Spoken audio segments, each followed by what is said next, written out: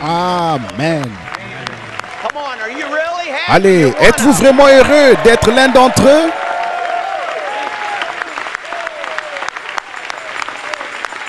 People ask you, are you one Les of gens them demandent, nuts est-ce que that all vous the êtes time un they de play ces those cinglés qui tapes jouent ces bandes over and encore et over? encore? I'm one of them.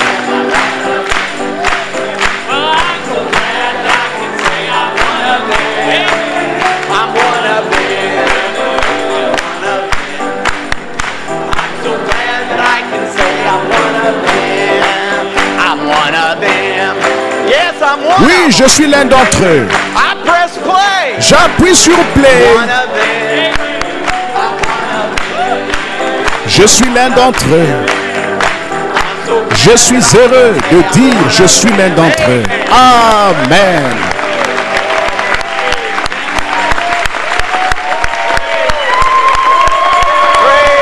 Loué soit le nom du Seigneur. Praise the Lord. Loué soit le Seigneur. Thank you, Lord. Merci Seigneur. I'm truly glad I'm Je one suis of vraiment them. heureux d'être l'un d'entre eux.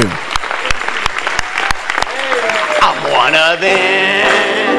I'm one of them. Je suis l'un d'entre eux. I'm so glad that I can say I'm Je one suis of heureux de them. dire je suis l'un d'entre I'm eux. one of them. I'm one of them. Je suis heureux de dire je suis l'un d'entre Let's clap eux. to him one more time.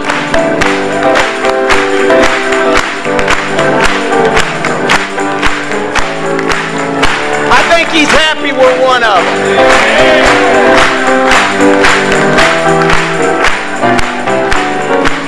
I'm one of them. I'm one of them. I'm so glad that I can say I'm one of them.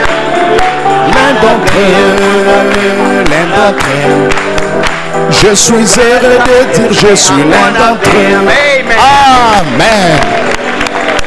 Praise the Lord. Loué soit le nom du Seigneur. Praise the name of the Lord. Loué soit le nom du Seigneur.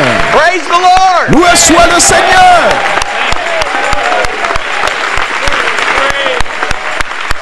Nothing else Rien matters. d'autre but n'a that. d'importance à part cela. Rien. Amen. Amen. And you're one of them. Et vous êtes l'un d'entre eux. Praise the name of Gloire the au Lord. nom du Seigneur. You may be Vous pouvez seated. vous asseoir. Oh, that Oh, makes ça me vous rend happy. simplement heureux. Aren't you? N'êtes-vous pas just simplement thrilled excité to be d'être here ici et dans cette and in this atmosphère, atmosphere? Under dans anticipation, l'expectative, under dans l'attente de expectation, quelque chose? and God Et Dieu ne nous never déçoit jamais. disappoints. Never. Jamais. Oh, Oh, jamais. amen. Amen.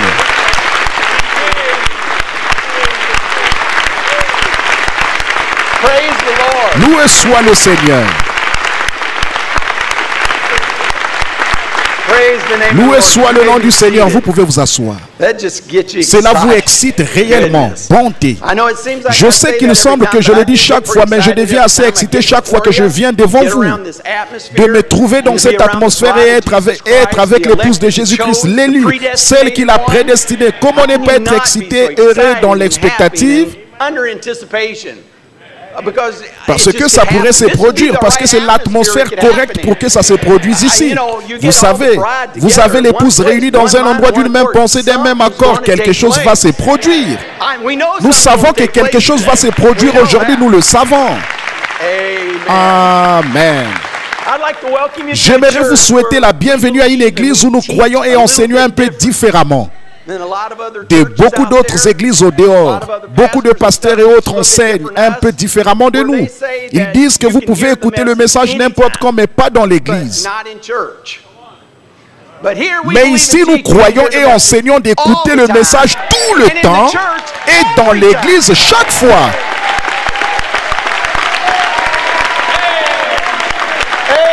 Amen. Praise the Lord. Loué soit le Seigneur.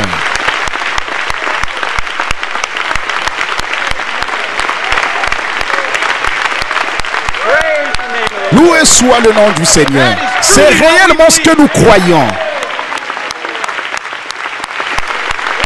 Praise the Lord. Loué soit le Seigneur.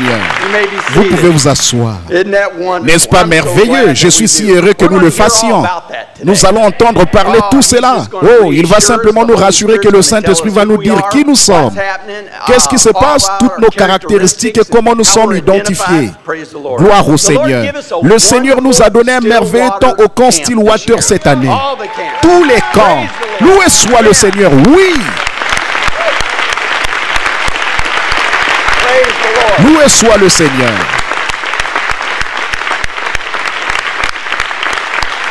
Praise the Lord. Loué soit le Seigneur. I can't believe that Je ne it's peux pas over croire except que c'est for terminé, à little l'exception camps des that we've petits gotta camps have que nous under allons avoir. anticipation for Nous that. sommes dans So we'll be l'expectative reporting pour to you cela. about Nous vous that. ferons un compte Marvelous rendu de things gonna cela. happen Des there. choses But merveilleuses qui vont we se have a lot of produire. the young Nous people avons that beaucoup are de jeunes here. qui sont Who ici are et the qui, young parmi les people jeunes that qui went sont to allés au camp camp, can truly peuvent say, réellement dire God did que something Dieu in a your fait quelque life chose dans votre this vie year cette at année camp. au camp. Stand up. Levez-vous. Praise the name of the Lord. Loué soit le nom du Seigneur. I'm standing up. Je suis debout. Praise the Lord. Loué soit le Seigneur. Praise the name. Loué soit le nom du Seigneur. Truly we have the Sincèrement, best. nous avons le meilleur parce que c'est la And I parole. think is now Et je pense que c'est maintenant un bon temps pour avoir cela. C'est un bon moment pour commencer le camp Branham Tabernacle. Oh, we're together again, just praising the Lord. Oh, we're together again, in one accord. Well, something good is going to happen, something good is in store. We're together again, just praising the Lord. We're together again, we're together again, just praising the Lord. We're together again, in one accord. Yes, something good is going to happen. Something good is in store. We're together again, Praising the just Lord. praising the Lord. We're together again. We're together again. Just praising the Lord. We're together again. In One accord, in one accord. Something good, something good. is going to happen. Yes, something good is in store. We're together again. Praising the Lord. Just Just praising. praising the Lord. Let's clap it to Him. Amen. Praise the Lord.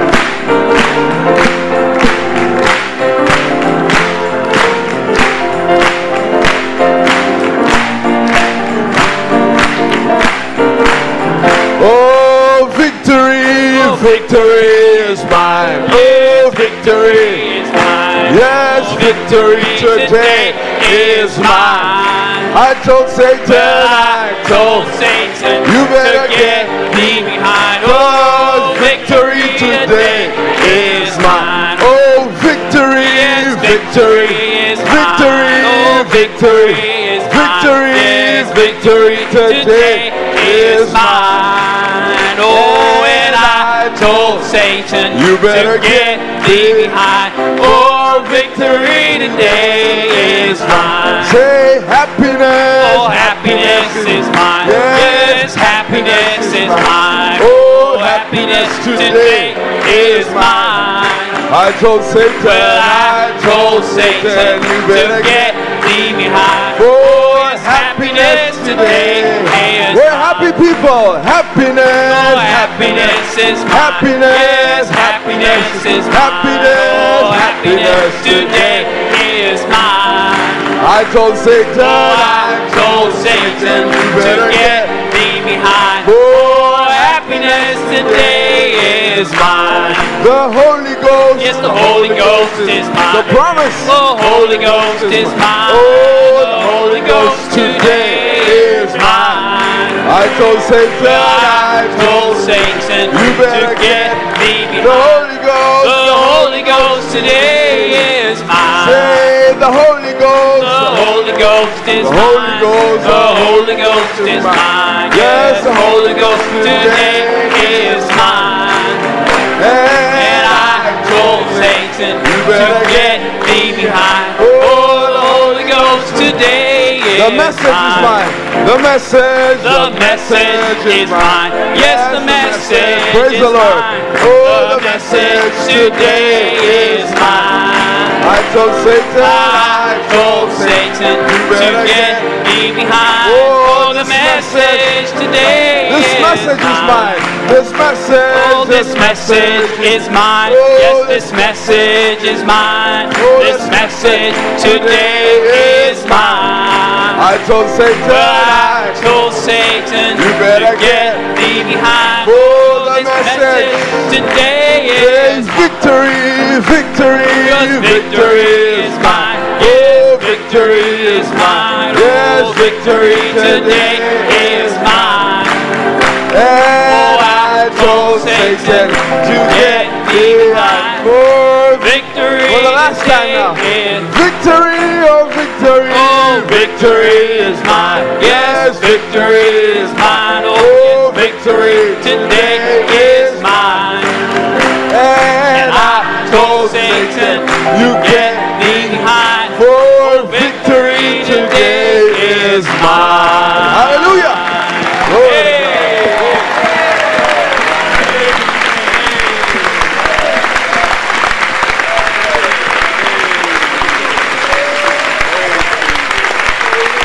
Who's got the victory? Qui a la victoire? Who's got the Qui a message? le message? Who's the bride? Qui est l'épouse? Hey, give the Lord a big hand. Donnons au Seigneur une bonne main d'applaudissement. Praise the name of the Loué soit le nom du Seigneur. Praise the Lord. Loué soit le Seigneur. Praise the Lord. Bienvenue Welcome au to camp Camp Branham Tabernacle, Tabernacle,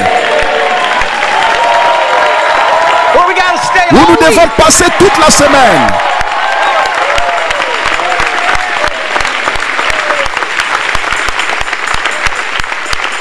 Praise the Loué Lord. soit le Seigneur. Vous pouvez vous asseoir. Exciting time. Nous vivons dans un temps excitant. Our camp Le theme thème de notre is camp est identified. identifié. And we are Et nous sommes identified identifiés à with Jesus Jésus-Christ. Christ. We're identified Nous sommes with his identifiés message. avec son message. Nous sommes identifiés avec le prophète. Et nous sommes identifiés avec la voix de ce prophète. Ce sont nos caractéristiques et c'est notre identification. C'est Hébreux 13:8, ce message. Amen. Oh, je suis fier d'être identifié avec ce message. Amen. Oh,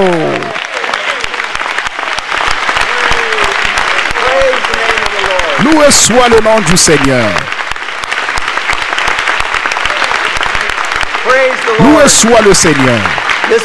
Ce message est la fontaine d'eau vive qui jaillit toujours, qui grandit toujours, qui bouillonne toujours. Et partout dans la Bible, tous ces personnages étaient identifiés dans la Bible par ses caractéristiques. Chaque personnage, même les prophètes, étaient identifiés par leurs propres caractéristiques. Et Dieu est toujours, tout au long, il a toujours eu un groupe de gens qui chaque fois étaient identifiés à la parole de ces jours-là. Il y a toujours eu un groupe qui est resté avec la parole pour son jour. Il y a toujours un groupe qui est demeuré avec la voix de son jour. Ils étaient identifiés par les caractéristiques de la parole, de ce que Dieu prononçait pour ces jours-là en particulier. Ils ne s'éloignaient pas de cette parole.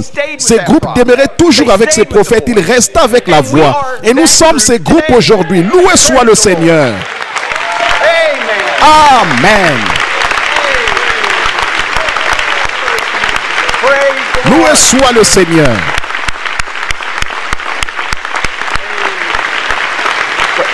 Loué soit le Seigneur. Amen. C'est l'identification de l'épouse à la fin des temps, juste là, qui les rassemble. Comme il en était au jour de Moïse, il y en avait d'autres qui étaient des prophètes identifiés. Ils étaient avec un autre prophète, un autre groupe, et ils sont allés avec d'autres prophètes. C'est ce qu'il y avait en ces jours-là. Ils suivaient une voie différente qu'il y avait. Et c'était Balaam. Or, Balaam, il a dit, il était fondamentaliste. Il était très fondamentaliste et il était prophète. Frère Branham a dit, un prophète, il dit un prophète. Oui, Balaam était prophète. C'était un prophète de Dieu. Alors, comment les gens, si les deux étaient prophètes, si Moïse était un prophète et que Balaam était un prophète, Comment les gens pouvaient-ils savoir avec lequel aller? Quelle voix? Ils avaient tous les deux une voix. Les deux étaient prophètes de Dieu. Qu'était-il? Comment pouvaient-ils le savoir? Moïse était identifié par la colonne de feu.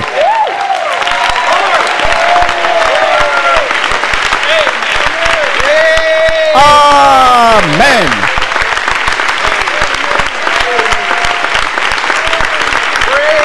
Loué soit le nom du Seigneur. Notre prophète aussi. Loué soit le nom du Seigneur. Il avait une lumière surnaturelle et possédait les caractéristiques de Dieu. C'est ce que Moïse était. Et la seule façon que vous pouviez l'identifier était non pas d'après leur enseignement fondamentaliste, mais d'après les caractéristiques de Dieu. Écoutez, il y avait le son du cri de la voix du roi avec Israël. Nous avons la voix du cri de la voix du roi dans notre camp aussi.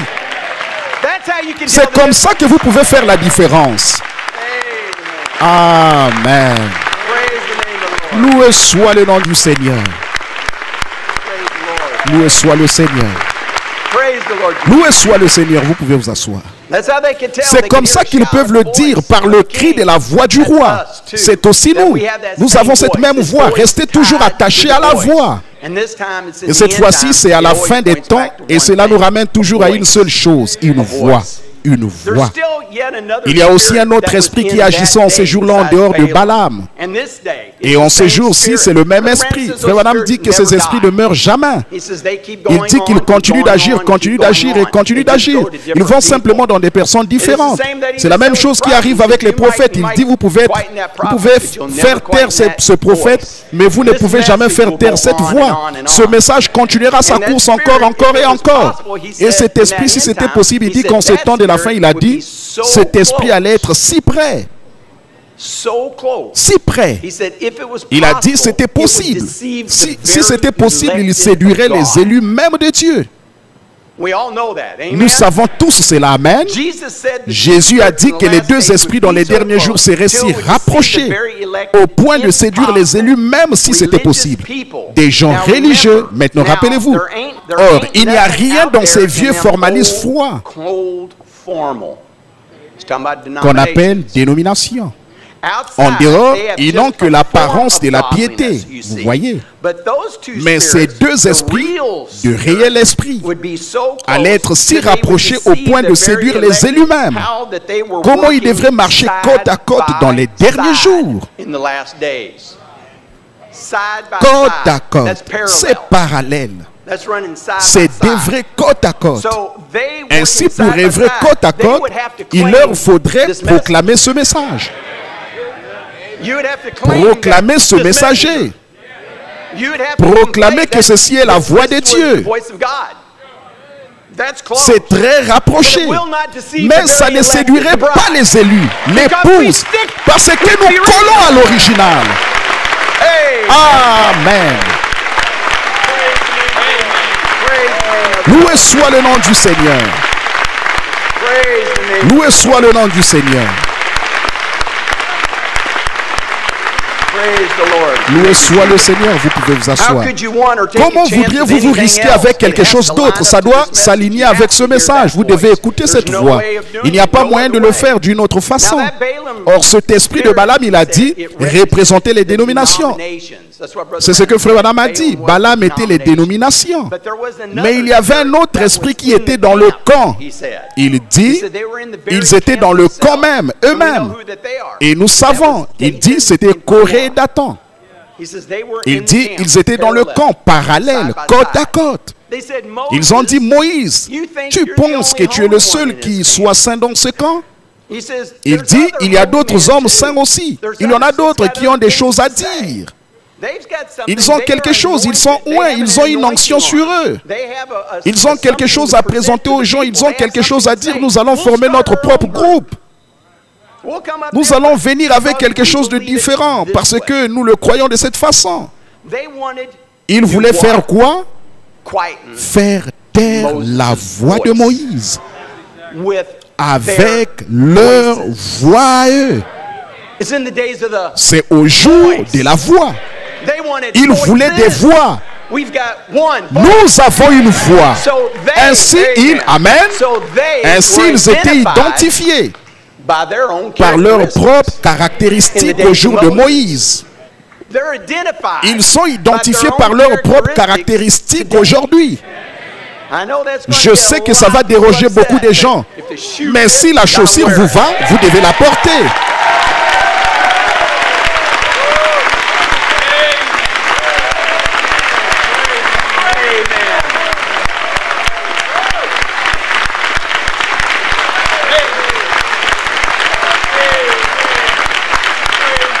Praise the Lord. Loué soit le Seigneur. Vous pouvez vous asseoir. Again, I know Encore et ils I'm disent toujours against the ministry. que je suis That's a contre lie. le ministère. I'm not. C'est un mensonge, je ne le suis pas. Mais les véritables vont vouloir faire jouer ces bandes. Il n'y a pas moyen de contourner cela. C'est tout ce que le prophète dit et nous redit. C'est ça le message. Loué soit le nom du Seigneur. God has that Dieu same a ce même group groupe today aujourd'hui, with that same avec les mêmes characteristics that was caractéristiques back there. qu'en ces jours-là. They wanted to be Ils voulaient être identifiés avec la identified voix. with the Ils sont voice. restés They avec stayed with Moïse. Moses. When those other voices, Quand ces when autres Dathan voix, and Korah quand Dathan et raised Corée up, se sont they levés, ils stayed sont with restés Moses. avec Moïse. We know what happened Nous to savons David ce and qui Korah. est arrivé à Dathan et Corée. Il a dit, tous ceux qui sont de mon côté, venez ici. Nous sommes allés en courant. Et nous sommes de ce côté-là. C'était leur caractéristique, tout comme nous. Nous allons rester avec la voix et nous appuierons sur play. Amen.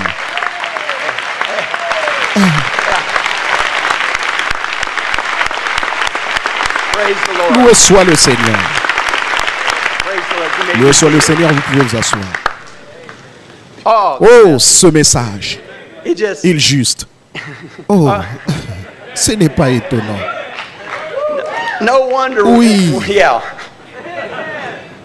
Maybe that's the C'est closest peut-être I le can plus speak près in que je tongues. puisse être du parler en langue. Brother Branham said it. Et madame dit, il y a quelque chose à l'intérieur qui le fait.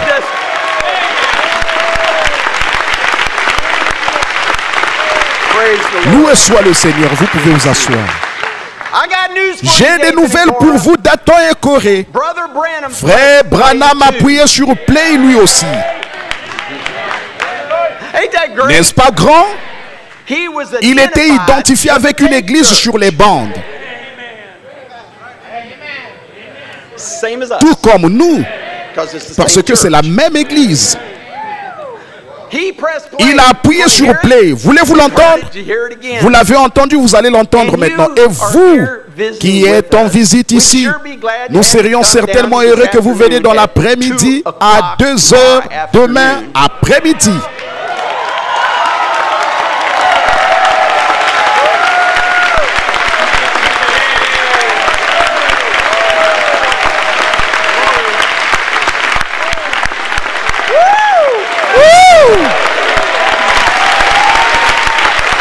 Brother Branham invited Frère you to this Branham service. nous a invités à ce service.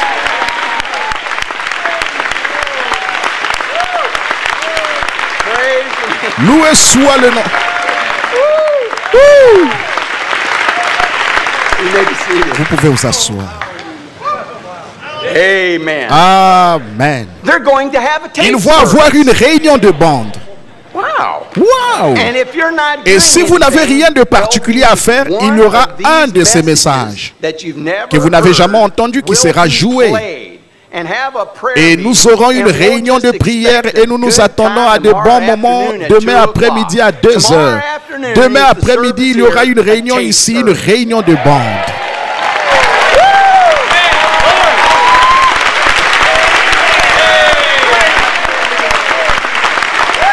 Waouh!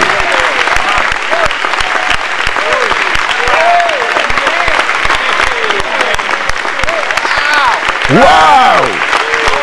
Oh! Wow. Waouh! Oh! You may see- Brother Branham, Frère Branham it is, Saleh, you know, ils disent, oh, c'est une that's église all sur they les do. bandes, They ils just appuient press seulement play, sur they do it. play. So did our prophet. Tout comme notre He prophète. had one himself. On en a Praise eu. the name Loué of the soit Lord. le nom That du Seigneur. is Ceci est exciting excitant to me. pour moi. It gets even Ça better. devient même encore How mieux. can it be better? Comment It's ça the Lord pourrait être Jesus. encore mieux? C'est le Seigneur And it Jésus. always gets better. Ça devient toujours Are you mieux. ready? Bon, êtes-vous prêts? Je viens juste d'écouter cette bande, mes amis. Wow, ah. C'est vraiment du lourd, quelque chose de très important.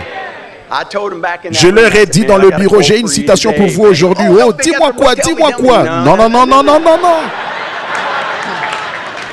J'ai dit, vous devriez attendre comme tous les autres. Quelqu'un pourrait la connaître, un autre frère. Mais c'est une charge explosive. Ça va tuer Dathan et Corée à nouveau. Dieu a appuyé sur play.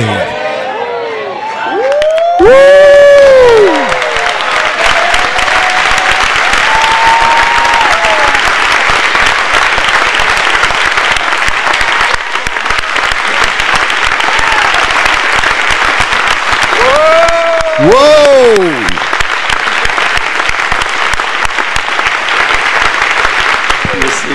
Asseyez-vous. Et quand ces paroles qui ont été prononcées ce matin, et que cette bande sera jouée quelque part dans le grand ciel de Dieu, ces bandes vont être jouées dans le grand ciel de Dieu. Dieu appuie sur play.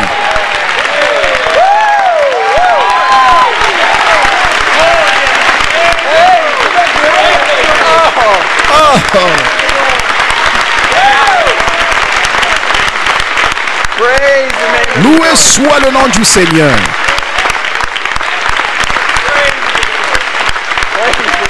Loué soit le nom du Seigneur.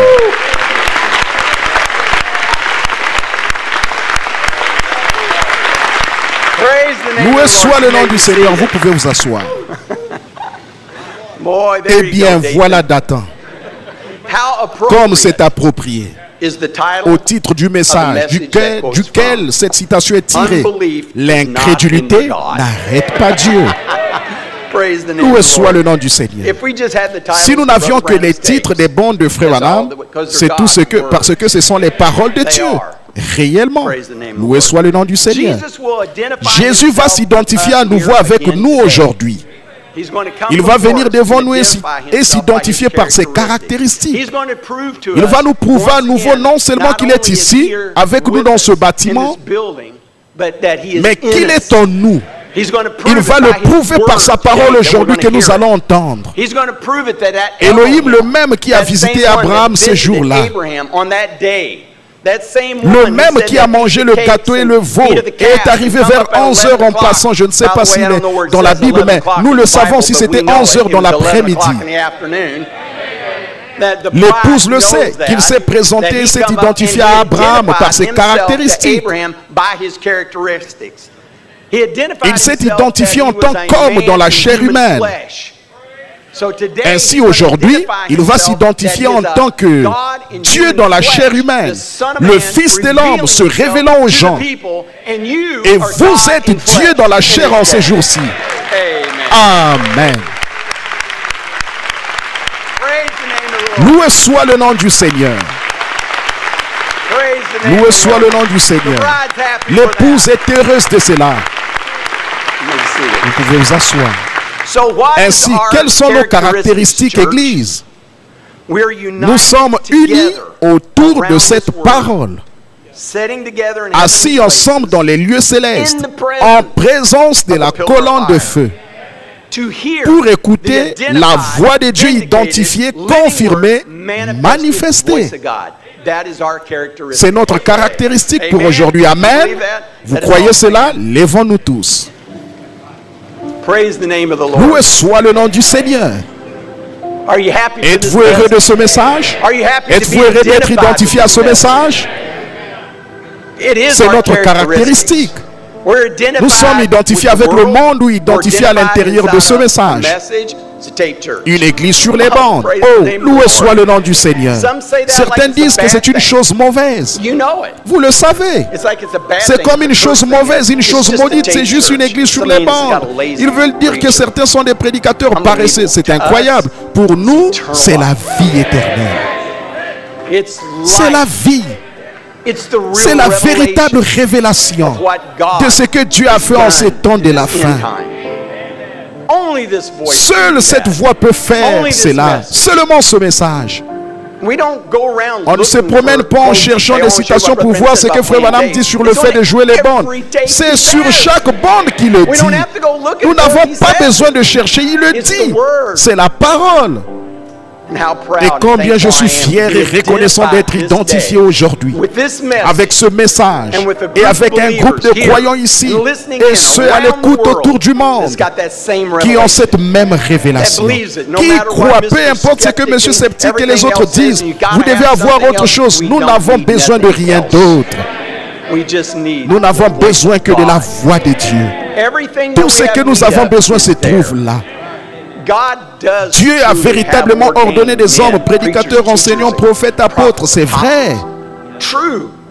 Et nous en avons besoin. J'ai fait cette déclaration à cette même église plusieurs fois déjà. Nous avons besoin d'eux maintenant plus que jamais. Parce qu'il n'y en a que très peu qui vont vous pointer vers. Ils disent qu'ils vous pointent au prophète, ils pointent à des... Si vous pointez le prophète, vous ferez jouer ce message dans votre église. Comment quelqu'un peut-il prétendre croire ce message et dire que c'est faux de faire jouer la voix de Dieu dans leur église? Comment peuvent-ils dire, eh bien, vous pouvez écouter les bandes n'importe quand? Comment pouvez-vous dire cela? Nous voulons les écouter tout le temps. C'est la vie pour nous. C'est comme nous l'avons dit au camp, c'est l'arme la plus grande que vous n'avez jamais eue. Disons, nous sommes fortifiés par l'arme la plus grande qui tue Satan à chaque fois. Comme je l'ai dit aux jeunes, quand la tentation vient, quand les maux de cœur viennent, quand vous traversez une période difficile, que Satan vous bombarde tout, nous avons nos manquements et tout le reste.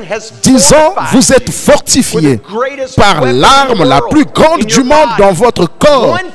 Un seul doigt appuyé sur play, cela tuera le diable à chaque fois, parce que cela amène l'onction. Chaque fois, croyez-vous ça, que l'onction est sur ces bandes, appuyez sur play et vous avez cette voix juste là. Satan doit partir. Ainsi, avec un seul doigt, vous pouvez vaincre Satan.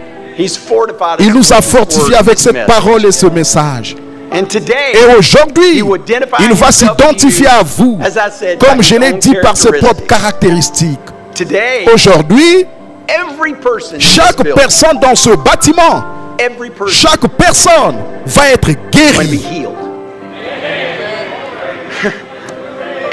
Chaque personne dans ce bâtiment peut avoir quoi que ce soit que son cœur désire. C'est la parole. Il a dit. Si vous croyez réellement ce message, si vous croyez que l'onction est sur ces bandes, quoi que vous ayez besoin, si vous le croyez, vous pouvez l'avoir. C'est à vous. Ce n'est pas, oh, j'aurais aimé être dans une réunion de Frère Branham et passer dans la ligne de prière. Vous l'êtes. Vous l'êtes. Combien de fois Frère Branham a dit, sœur, vous avez, sœur telle, vous avez une carte de prière, vous n'en avez pas besoin, vous avez une carte de prière. Vous n'en avez pas besoin. Touchez le bord de son vêtement. Nous croyons, nous sommes ici, nous professons, nous croyons que ceci est la voix de Dieu pour les gens. Êtes-vous un croyant? Croyez-vous que ce message identifie Jésus-Christ ressuscité? Croyez-vous cela partout? Or, souvenez-vous de cela. Croyez-vous que ce message vit en vous? Est-ce qu'il vit en vous? Ces gens confessaient être des croyants. Des croyants en Jésus le ressuscité, qui s'identifient maintenant par ces mêmes caractéristiques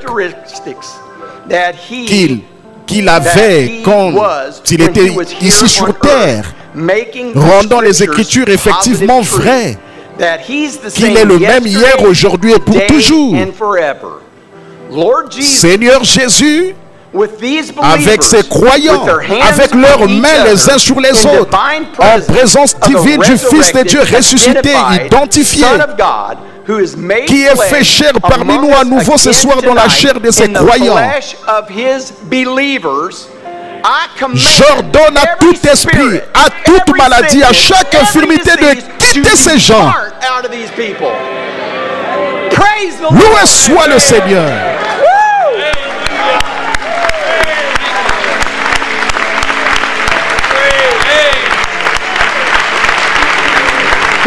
Mes amis, Si vous croyez que cela est la voix de Dieu, ces paroles prononcées, Satan doit s'en aller.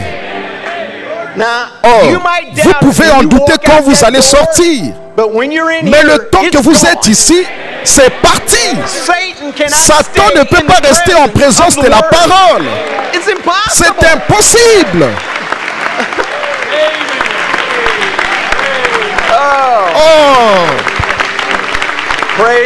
Loué soit le nom du Seigneur. C'est à ce point que le message est réel pour moi. C'est à ce point que cette voix est réelle pour moi. C'est à ce point réel pour vous. Vous y croyez simplement, peu importe ce que Satan dit, ce qu'il essaie de faire. Avec l'autorité du prophète et messager de Dieu, le 7e ange messager, il a dit que c'était la divinité en chair à nouveau ce soir. Faites chair parmi nous ce soir dans la chair des croyants. En nous. Ainsi, quand nous posons nos mains les uns sur les autres, nous les croyons. Alors, Dieu chasse ces démons. Oh, loué soit le nom du Seigneur. Inclinons la tête. Seigneur, nous ne pouvons même pas comprendre à quel point tu es grand. Combien tu es merveilleux. Combien ces paroles sont vraies pour nous, ton épouse. Nous les croyons du fond de notre cœur, Seigneur Jésus. Merci Seigneur que nous puissions être identifiés par tes caractéristiques. Ta parole vive en nous. Que nous soyons cette parole vivante en ce temps de la fin. Tu as envoyé un prophète pour nous appeler une épouse à sortir. Une qui n'en aura pas honte d'être identifiée avec toi. Ce message, cette voix, en disant oui, nous sommes une église sur les bancs. Nous croyons dans les bancs. Seigneur, tu dois être si fier de tes enfants, Seigneur. Seigneur, je sais que tu les aimes. Nous voulons simplement t'inviter, Seigneur. Viens, élève notre foi, Seigneur, comme jamais auparavant, Seigneur. Laisse-nous reconnaître comme nous ne l'avons jamais encore fait avant exactement qui nous sommes, Seigneur Jésus. Pas pour regarder à nous-mêmes, mais pour regarder à toi, Seigneur. Regarder au-delà de cette chair, de ce vase, tout ce qui est en ce que nous sommes, mais de regarder à toi, Seigneur Jésus. C'est une réalité, nous le savons. Ils le savent tous, Seigneur. Ils le savent au fond de leur cœur maintenant même. Ils le savent. Regarde à leur cœur. Ils savent qui ils sont. Ils savent. Ils savent qu'ils sont ton épouse, Seigneur Jésus. Et ils savent que tu es ici avec nous aujourd'hui pour nous donner le désir même de nos cœurs, Seigneur Jésus. Mais bientôt, nous en aurons fini avec les ennuis et les épreuves. Je pensais au fait de vieillir. Vous savez, encore 2 ans et j'aurai 50 ans. Je me souviens quand Frankie Weber a mis son offrande. Il a environ 2 ans. I believe it's the way it is, and pray, then God will hear from heaven. Inclinons donc nos têtes un instant, tandis que nous nous tournons vers lui, afin qu'il nous donne l'inspiration nécessaire pour ce message. Seigneur, de génération en génération, tu as été notre refuge et notre force. Nos ancêtres avant nous s'est confié en toi, et ils n'étaient point confus. Ils ont cru en ton saint nom, et ils parurent comme des lumières brillantes. Et nous considérons leur vie, parce que comme le poète l'a dit, elle laisse des empreintes sur les sables du temps. Nos départs laissent derrière nous des empreintes de pas sur les sables du temps. Alors nous voyons que ceux qui se sont confiés en toi, à coup sûr, s'en sont bien sortis. Quoiqu'ils aient traversé bien des eaux profondes et de grandes épreuves et des persécutions, malgré tout, tu finissais toujours par les en faire sortir plus que vainqueurs. Parce que c'est ce que ta parole promise a dit que tu ferais. Et notre prière aujourd'hui, c'est que tu veilles bien bénir cette petite église, bénir son pasteur, notre brave frère Neville, ainsi que sa famille. Nous te demandons d'être avec lui au cours de cette nouvelle année, de l'oindre d'une façon plus grande encore et de le bénir à tous égards, Accorde une pleine santé à sa famille, aux tout petits qui grandissent. Garde frère Neville robuste et en bonne santé. Bénis également cette église et chacun de ses membres. Le conseil d'administration, combien nous les aimons, ce sont vraiment de vaillants hommes de Dieu. Et le conseil des diacres et aussi sont des vaillants serviteurs. Et tous les gens qui viennent ici, nous sommes reconnaissants pour eux, Seigneur. Cela réchauffe le cœur de voir que ce petit étang et ce petit carré de mauvaises herbes qui se trouvaient là au coin de la rue il y a bien des années ont été transformés en un phare pour le royaume de Dieu.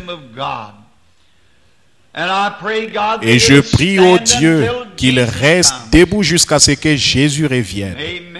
Puissent beaucoup de nobles âmes qui se sont retrouvées ici, Seigneur, apparaître en ces jours-là, lavées dans le sang de l'agneau. Accorde-leur. Et Seigneur, comme nous ouvrons ta parole bénie ce matin et que nous en tournons les pages pour y lire un texte, nous savons que toi seul peux en donner le contexte. Nous te prions donc, ô Dieu, d'oindre ta parole. Puisse-t-elle aller directement dans le cœur des gens et leur faire du bien. Fais que les incroyants deviennent des croyants. Fortifie les chrétiens et guéris les malades. Donne du courage aux découragés et reçois-en la gloire. Afin que cela puisse s'accomplir, Seigneur, circoncis les lèvres qui parleront et les oreilles qui écouteront. Car nous le demandons au nom de Jésus. Amen.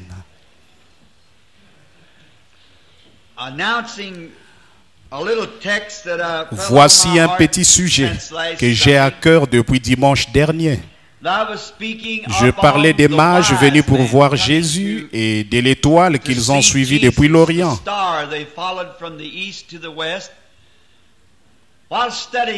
En étudiant cela, je suis tombé sur un passage de l'Écriture.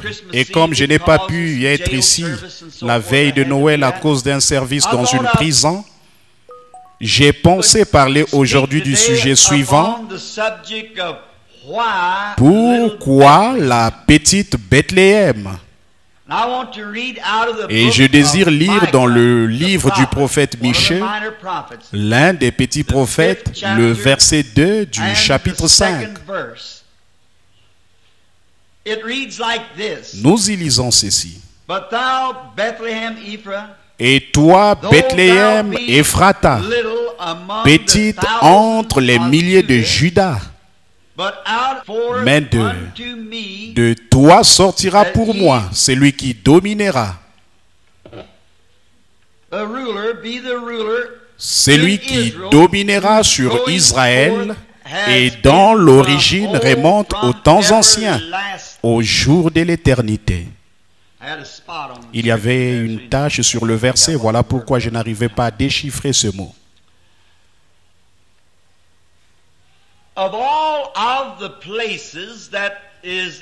De tous les endroits qu'il y a en Palestine,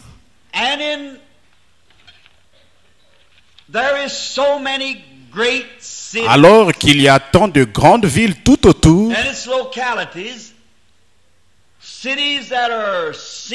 des villes bien mieux connues, semble-t-il, d'après l'histoire, mieux fortifiées et plus importantes.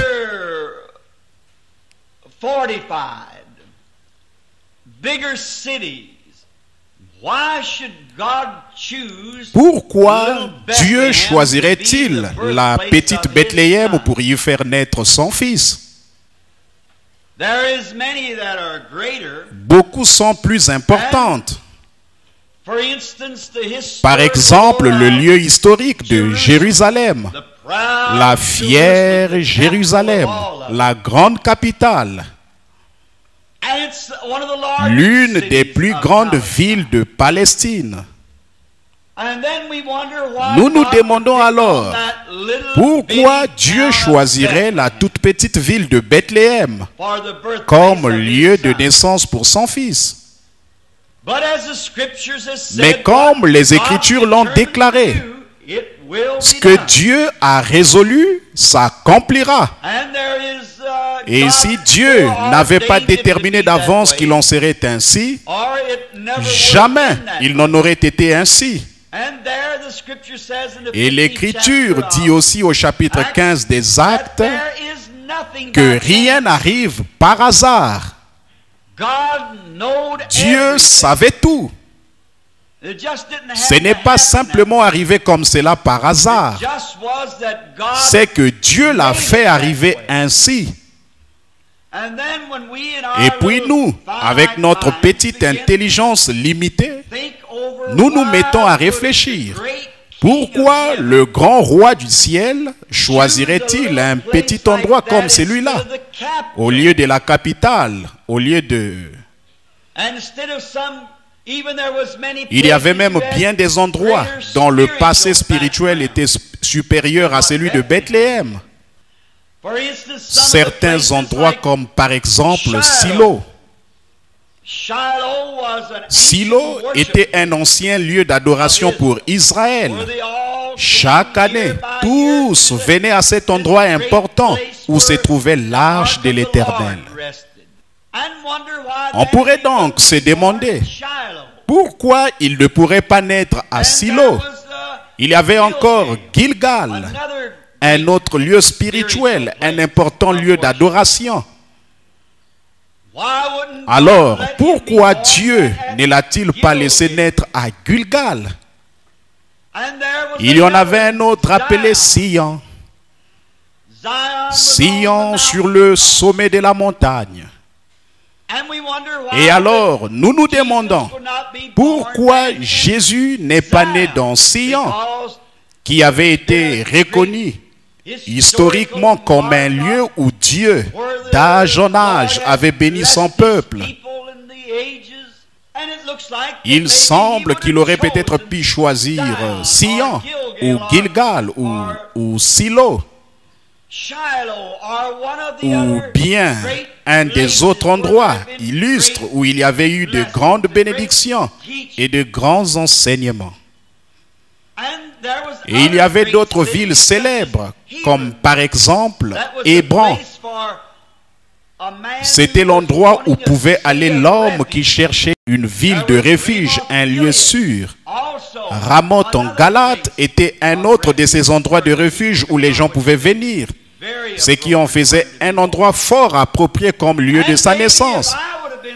Et peut-être que si moi j'y avais réfléchi, je l'aurais amené à Kadesh Barnea, car là se trouvait le siège du jugement, de même qu'un endroit de refuge. Peut-être l'aurais-je amené dans cette région-là, pour qu'elle lui serve de lieu de naissance. Ou peut-être aurions-nous choisi l'une ou l'autre des autres villes. Mais vous savez, je suis si content que dans la Bible, même les tout petits détails ont une grande importance. Je crois que c'est Jésus qui a dit ceci. Vous négligez, ou plutôt vous faites ce qui est plus important dans la loi, mais vous négligez les petites choses. Or, ce sont parfois les petites choses qui tiennent les grandes choses ensemble. Mais tout considéré, les grands rouages s'engrainent exactement comme Dieu l'a voulu. Jamais un seul ne fera défaut. Dieu a prédestiné toutes choses et tout doit se placer exactement comme prévu. Alors, quand notre foi en arrive là, et que nous mettons à penser, qui donc est derrière tout cela? Quel est le ressort principal qui fait tourner cette grande économie de Dieu? Nous découvrons que c'est le Saint-Esprit. Il n'a pas été remis entre les mains de l'homme de faire les choses, mais c'est entre les mains du Saint-Esprit. Il est le ressort principal. Et s'il peut réunir les autres instruments, tout fonctionnera parfaitement et indiquera l'heure exacte de Dieu. Nous voyons cela. Et cela nous porte à réfléchir lorsque nous considérons ces grandes choses et comment nous voudrions qu'elles soient. Il est alors vraiment réconfortant aujourd'hui de penser que même si nous sommes un petit groupe de gens,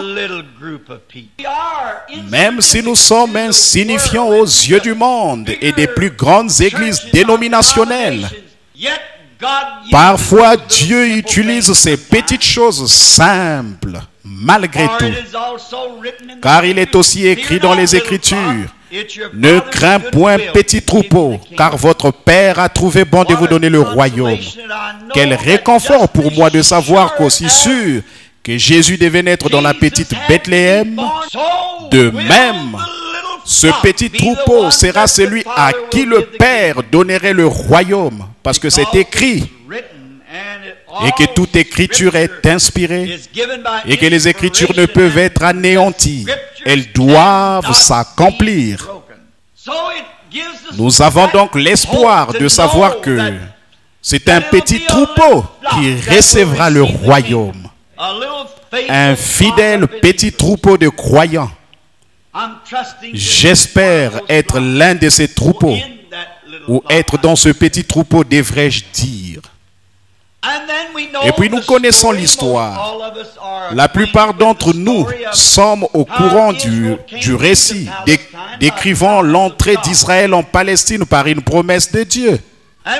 Nous savons que le grand Josué fut celui qui assigna à chaque tribu sa part.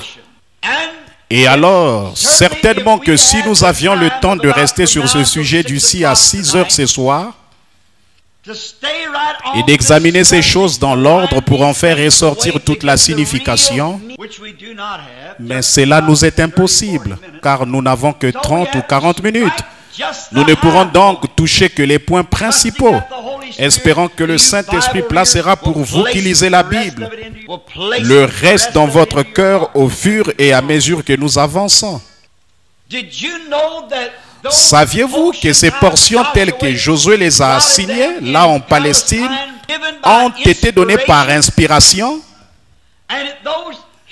Et les mères israélites de ces patriarches, lorsque le bébé était en train de sortir, qu'elles étaient là dans les douleurs en train d'accoucher de leur enfant, elles ont prononcé l'endroit précis où ces patriarches s'établiraient et se trouveraient dans les derniers jours. Vous parlez d'inspiration. Cette Bible est inspirée. Peu importe combien petit, chaque petit passage de l'Écriture a une place tellement importante dans la grande image. Tout cela, chaque mot est inspiré. Et à cela est accrochée la destinée des âmes. Car c'est là la parole du Dieu immortel et éternel. Et même ces mères, à la naissance de leur bébé, lorsqu'elles firent entendre leur voix, elles les placèrent là, dans la position qu'ils devaient avoir dans la terre promise des centaines d'années plus tard. Josué n'en savait rien, mais pourtant sous la même inspiration, il les plaçait exactement là où ils devaient être. Et Josué, en faisant le partage, a donné une part à Juda. Si vous regardez sur la carte géographique, vous remarquerez que cela se trouve juste à l'ouest de la mer de la Plaine et à quelques kilomètres au sud de Jérusalem, la capitale. Et lorsque Juda a reçu sa part dans le pays, nous pourrions l'appeler sa province. C'est étrange. Mais cette petite ville ne fut même pas mentionnée, Bethléem. Pourtant, elle s'est trouvée là, parce que Abraham, ou je crois que c'est Rebecca qui fut ensevelie à cet endroit-là. Mais cela ne devait être qu'un tout petit village. Parce que si vous lisez dans Josué 5, vous verrez qu'il y avait 115 villes principales qui appartenaient à Juda. Sans compter les villages et les toutes petites villes. 115 villes sont mentionnées. Peut-être qu'au moment du partage, Bethléem était tellement petite, avec peut-être une ou deux petites maisons, qu'elle ne fut même pas mentionnée dans l'héritage. Et puis nous voyons qu'en fait, elle n'a jamais été connue. Le fils de Caleb est celui qui l'a fondé. Il s'appelait Salma. C'est lui qui en a été le fondateur. La Bible dit qu'il en était le père, c'est-à-dire qu'il était le fondateur de Bethléem. Autrement dit, il est probablement allé s'installer là-bas et y a ouvert des commerces. Et les échanges commerciaux ont contribué à son développement. Nous découvririons la véritable raison pour laquelle, plus tard, le pays tout entier fut jaloux de ce petit coin de pays qui s'étendait vers le nord et vers l'est et qui descendait un peu en pente vers le sud, formant une sorte d'éperron. C'était l'endroit le plus fertile de toute la Palestine. C'était une zone de culture pour les céréales et le blé. Et il y avait de grandes plantations d'oliviers et d'autres choses dans cette partie de Bethléem, ou plutôt de la Palestine, là au bout de la province de Juda. Nous découvrons que la prostituée Rahab est également allée s'installer là-bas. Après qu'Israël eut franchi le Jourdain, qu'il marquait la frontière de la Palestine, nous connaissons l'histoire de Rahab, la prostituée. Représentons-nous là quelques instants ce matin comme une jeune femme, une belle jeune femme qui, à cause d'un malheur survenu dans sa vie, avait été contrainte, en étant elle-même païenne, avait été contrainte de mener la vie qu'elle avait. Et souvent, les gens sont contraints d'avoir la vie qu'ils ont. L'autre soir, je suis allé au pénitencier voir un homme qui purgeait une peine. Je l'ai pris par la main et je lui ai parlé. Je lui ai dit, pourquoi donc avez-vous fait une chose pareille? Et en me tenant la main, il s'est mis à parler. Il avait été contraint à faire ce qu'il avait fait. Et alors je lui ai dit, c'est que vous avez laissé cette chose vous contraindre à faire cela. Vous n'êtes pas obligé de faire cela. Aucun homme n'est forcé de boire. J'ai dit, je suis moi-même nerveux, mais il n'en est pas nécessaire d'avoir cela. Et cette jeune femme, dès qu'elle eut entendu parler d'Israël pour la première fois, et de ce que Dieu qui était un Dieu qui exauçait les prières, pas simplement un Dieu compris, mais un Dieu qui répond ensuite. Lorsqu'elle a entendu parler d'un Dieu qui accomplissait des miracles, qui pouvait faire des miracles, qui avait asséché la mer et fait pleuvoir du pain du ciel, alors son cœur s'est mis à trembler. Et alors, lorsqu'elle a entendu son premier message de la bouche de deux prédicateurs qui s'étaient rendus là, rapidement elle a accepté de tout son cœur. Et un fil cramoisi fut attaché à sa fenêtre pour servir de protection à sa maison. Parce qu'elle avait reçu le message. Je pourrais ajouter quelque chose ici. Saviez-vous qu'elle était un type de l'église des nations? Elle faisait partie des nations. Et elle était un type de l'église des nations. Quand nous avons entendu le message, nous menions tous une vie de prostitution spirituelle, commettant de la fornication spirituelle contre le Dieu du ciel, dans toutes sortes de choses, toutes sortes de dénominations et de religions. Mais lorsque nous avons entendu dire qu'il y avait un Dieu qui vivait toujours et qui pouvait accomplir des miracles, rapidement nous avons reçu le message. Et c'est à ce moment-là qu'a été appliqué le sang du Seigneur Jésus, ce que représentait le cordon de fil cramoisi. Et sans aller trop dans le détail, vous savez qu'elle a suspendu à sa fenêtre à la vue de tous. Le sang était exposé publiquement. C'est ainsi que le sang doit être exposé publiquement, suspendu au mur extérieur, pour montrer que quelque chose s'est passé à l'intérieur. Il en est de même pour le véritable croyant en Christ ce matin. À l'extérieur se trouve bien en vue le sang du Seigneur Jésus, ce qui démontre que quelque chose s'est passé à l'intérieur. Et de ces faits, quand la colère a été déversée et que les trompettes ont commencé à sonner, Dieu a regardé d'en haut et a vu ces cordons de fil cramoisis suspendus là en commémoration. Il s'est toujours plu à passer par-dessus le sang. Lorsque je verrai le sang, je passerai par-dessus vous.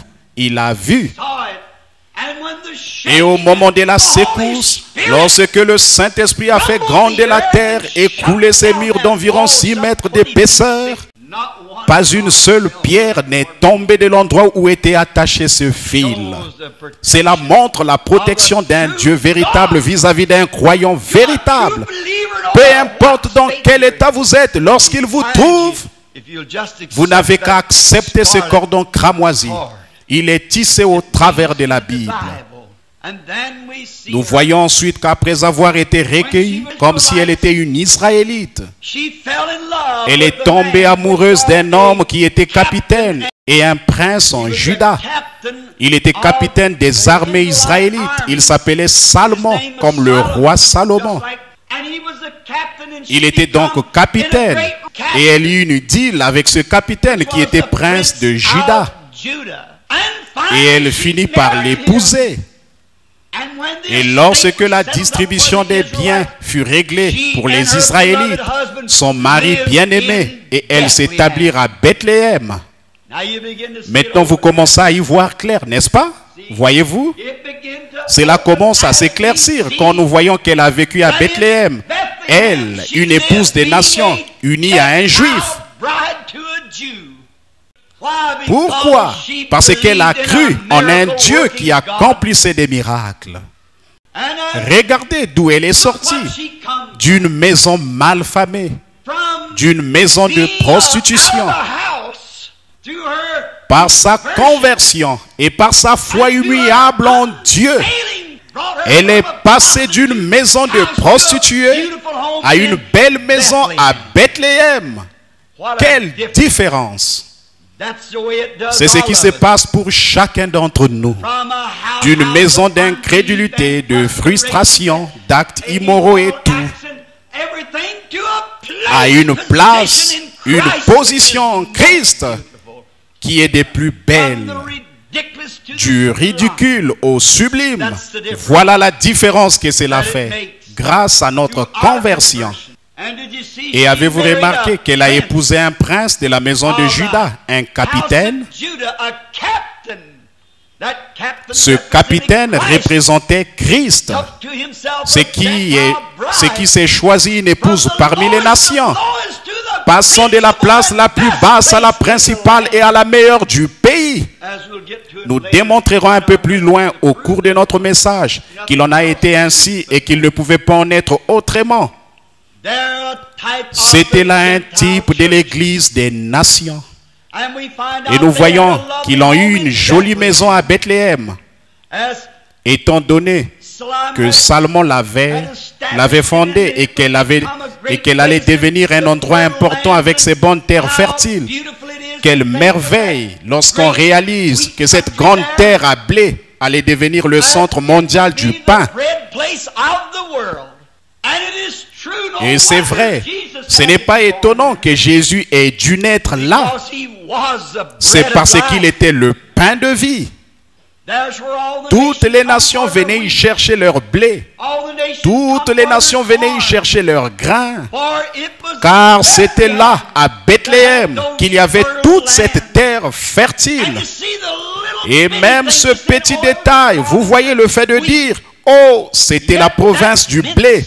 Cela avait une signification. Et vous voyez, ce prince des nations ou ce prince juif prend une épouse des nations et la conduire là, à Bethléem, pour s'y établir. Il a élu domicile là où il y avait du pain en abondance. Nous découvrons qu'à travers cette belle histoire d'amour et cette grande obéissance produite par la foi de la prostituée Rahab, celle-ci a donné à Salomon un fils du nom de Boaz. Puis nous connaissons tous une autre belle histoire qui vient s'attacher maintenant à ces maillons. Boaz est né à Bethléem de Salmon et de la prostituée Rahab. Nous découvrons donc des années plus tard, après que Naomi eut quitté le pays, qu'elle fut allée séjourner chez les Moabites et qu'elle eut été traitée si méchamment. Elle avait rompu la communion avec le reste des croyants pour aller, rétrograde qu'elle était, s'associer à un autre peuple dans un autre pays. Autrement dit, elle avait quitté l'église des vrais croyants pour aller pendant quelque temps dans le monde, pour se réjouir à une église mondaine qui croit que tout est permis. C'est là qu'elle a perdu son mari.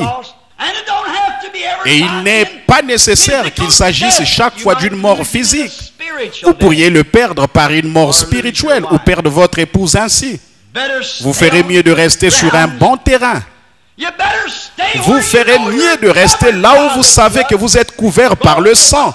Peu importe l'apparence des autres, leur grandeur, leurs belles flèches qu'ils ont sur leurs églises, ou le timbre de ces grandes cloches, vous ferez mieux de rester où le sang couvre les péchés des gens.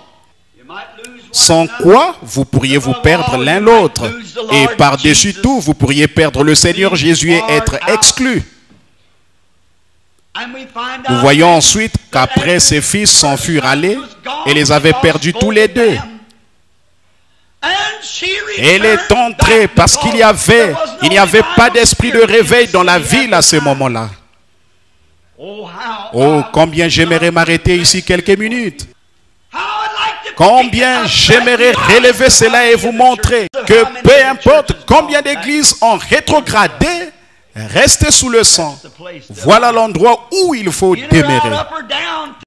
Dedans ou dehors, en haut ou en bas, par vent ou marée, où que ce soit, restez sous le sang. Cependant, Naomi a pensé qu'il serait préférable d'aller se joindre à un autre groupe, étant donné qu'ils avaient des problèmes, que le pain spirituel n'était pas là.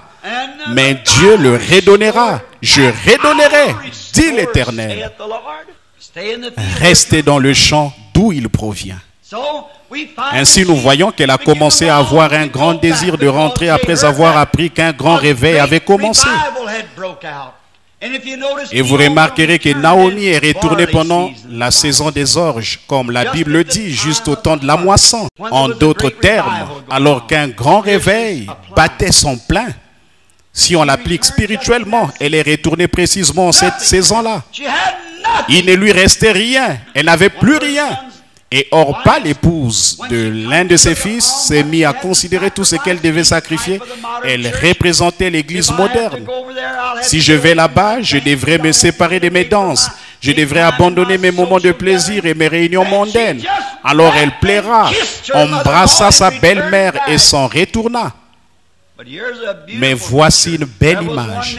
Il y en avait une autre avec elle du nom de Ruth, une autre belle fille qui était encore un type de l'épouse des nations. Elle embrassa sa belle-mère et dit, je vais tout abandonner, je pars avec toi. Que ton peuple soit mon peuple, que ton Dieu soit mon Dieu. Où tu mourras, je mourrai. Où tu seras enseveli, je serai enseveli. C'est cela. C'est ce que Dieu veut.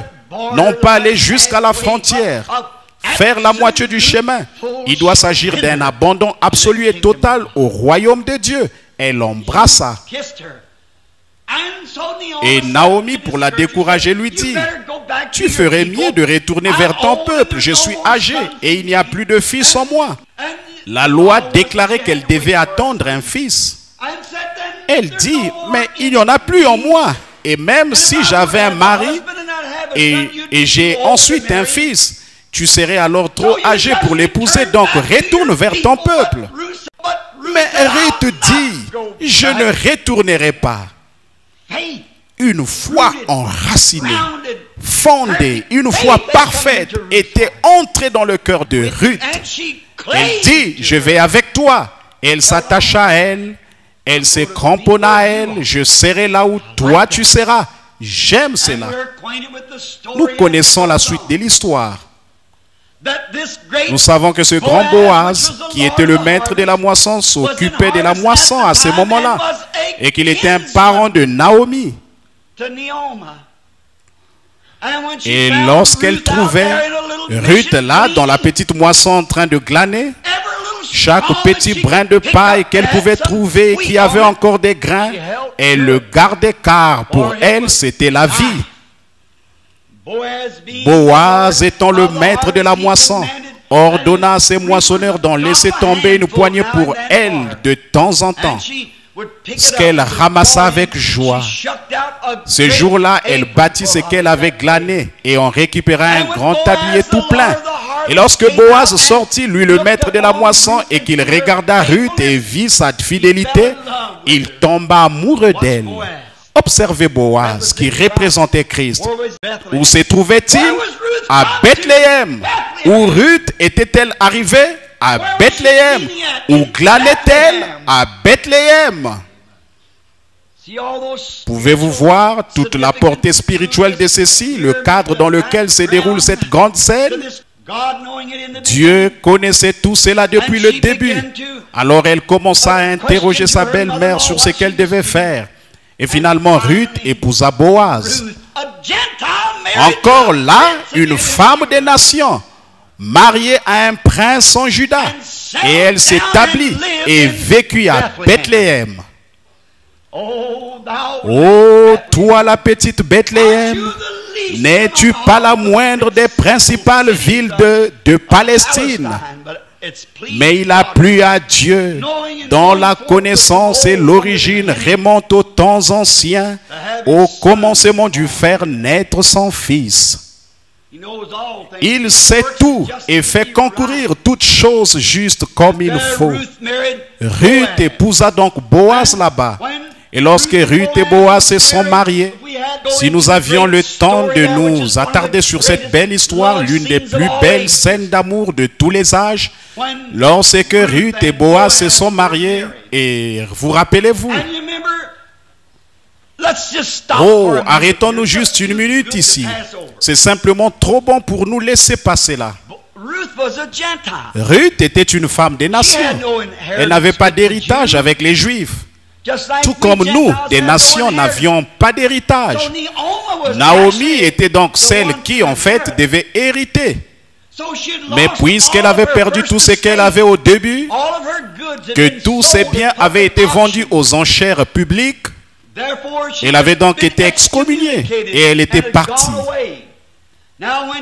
Alors lorsqu'elle est revenue, il n'y avait qu'une personne qui pouvait racheter son héritage perdu.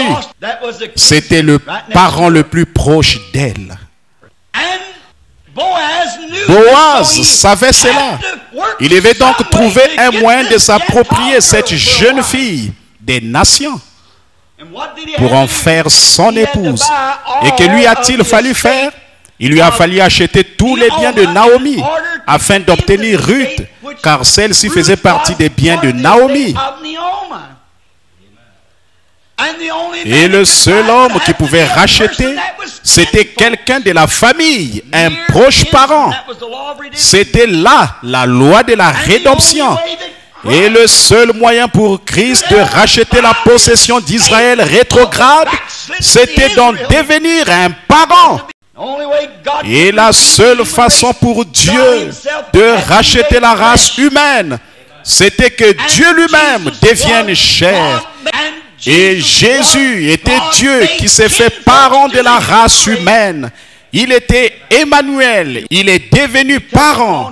Il a pris sur lui, non pas la forme d'un ange, mais la forme d'un serviteur qui a lavé les pieds et vécu.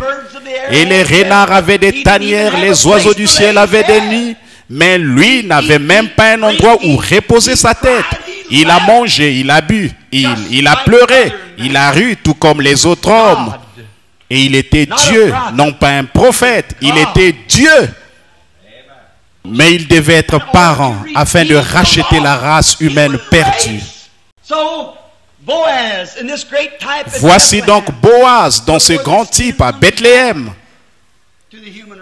Et regardez où ses parents sont nés, ses parents de la race humaine. Il devait en être ainsi. Et alors, ce noble Boaz l'a racheté. Il a dû témoigner publiquement. du fait qu'il avait racheté tous les biens qu'elle avait perdus. Il est donc allé à la porte de Bethléem, de nouveau cette petite ville, et il a appelé les anciens de la ville. Et il leur a fait savoir qu'en ces jours, il avait racheté tout ce que Naomi avait perdu. Tout ce qu'elle avait perdu, il avait racheté. Et il a ôté son soulier et l'a jeté en l'air devant les gens comme signe. Et si quelqu'un a une raison de dire quoi que ce soit, qu'il parle maintenant. Car ceci est un acte commémoratif que j'ai racheté tout ce qu'elle avait perdu. Oh, béni soit le nom du Seigneur. Et lorsque notre parent est venu, Jésus de Nazareth, né à Bethléem, il s'est tenu au sommet du mont Golgotha et il a élevé entre ciel et terre pour servir de symbole commémoratif, montrant qu'il avait racheté tout ce que la race humaine avait perdu dans la chute. Comment un homme peut-il mépriser la guérison divine et la puissance de la résurrection du Seigneur Jésus? Alors qu'un emblème a été présenté publiquement au calvaire, déclarant: j'ai racheté la race humaine entière et tout ce qu'ils ont perdu. Il a racheté nos âmes, il a racheté nos corps, il a racheté tout ce que nous avions perdu dans la chute. Notre parent rédempteur est venu, s'est fait chair et a habité parmi nous. Il a présenté l'emblème et il a dit: c'est accompli. Qu'est-ce qui est accompli? Tout est accompli. Nous sommes simplement en train d'entrer dans notre héritage. Comme les jours passent, nous nous en approchons de plus en plus. Boaz et Ruth, ils étaient mariés depuis un bout de temps quand leur est né un fils qui a encore ajouté à la lignée, Obed. Et lui aussi a engendré son fils, lequel s'appelait Isaïe. Et Isaïe a eu 8 fils. Et le grand prophète Samuel est celui qui est venu avec la corne d'huile. Ce grand prophète est allé vers Isaïe et a dit: Dieu a choisi l'un de tes fils pour diriger et servir mon peuple. Et c'était la dernière dans les champs, dans un petit enclos où se tiennent les bergers, que l'on fit chercher un petit garçon au teint coloré, maigre d'apparence, David, le plus jeune. Et Samuel a versé sur lui l'huile d'onction en présence de tous ses frères et de tous ceux qui étaient là, prouvant que Dieu l'avait oint pour roi. Et où était-ce? À Bethléem. Gloire à Dieu dans les lieux très hauts. Ce n'est pas étonnant. À Bethléem, c'est là qu'il a été oint pour roi. C'est à Bethléem qu'est né David. Et son plus grand fils, Jésus, devait aussi naître à Bethléem. Parce qu'il y a un lien si étroit entre les deux, son père et son fils. Ce grand-fils n'était pas seulement le fils, mais il était aussi le régétant et la postérité de David. Il était même avant David et il serait après David. Il était d'éternité en éternité. Mais selon la chair et conformément à toutes les choses qui devaient s'accomplir, il était le fils de David. Il devait naître des années plus tard dans cette même Bethléem, cette petite ville abandonnée. Mais pendant tous ces temps, l'avez-vous remarqué, il y avait un grand mystère puissant à l'œuvre que personne ne semblait comprendre. Il en est de même dans la Bethléem de Dieu aujourd'hui. Il y a un signe mystère qui est à l'œuvre et que personne ne semble comprendre. Cela passe au-dessus de la tête des gens. Ils n'ont pas l'air de saisir, peu importe ce qui est fait ou ce qui est dit et la partie mystérieuse de ce qui est fait. Les gens regardent et disent: oh, je pense que c'est en règle, et ils poursuivent leur chemin, mais ils ne comprennent pas. Ils ne peuvent pas le saisir, ils ne peuvent pas le comprendre. Et c'est ce que Dieu faisait à Bethléem en Judée. Il était à l'œuvre, toutes ces petites choses avançant pour aboutir à une grande tête, David. Oh, quand petit garçon encore, il a été oint pour roi. Il avait le teint coloré, mais il devait y avoir en lui quelque chose d'authentique qui a plu à Dieu. Il était tout petit, c'était le plus petit de la famille. Les autres garçons étaient des grands hommes bien costauds qui auraient fait bonne impression vêtus d'une robe et portant une couronne sur la tête. Mais Dieu a montré quelle est la chose à laquelle il regarde. Non pas l'apparence extérieure, mais ce qui se trouve à l'intérieur de l'homme. Il a regardé à son cœur. Il savait ce qu'il y avait dans le cœur de David, peu importe ce qu'il aurait l'air avec une couronne sur la tête. Il savait qu'il avait trouvé en lui un homme qui serait selon son cœur. C'est là ce que David serait, un homme selon son cœur. C'est pour cela qu'il a versé sur lui l'huile d'onction, ou fait verser sur David l'huile d'onction. Le nom David signifie bien-aimé. Comme se fit bien représenté en Jésus le bien-aimé des années plus tard, ce fils de David qui devait venir pour accomplir toutes choses qui avaient été promises. Cette petite ville de Bethléem est l'endroit où ces choses se sont passées. C'est sur ces mêmes petites collines de Judée où David avait fait paître ses brebis que bien des années plus tard, les anges ont chanté leur premier Noël sur les collines de Judée qui dominaient Bethléem. Le premier Noël, dans la ville de David, il vous est né Christ le Seigneur.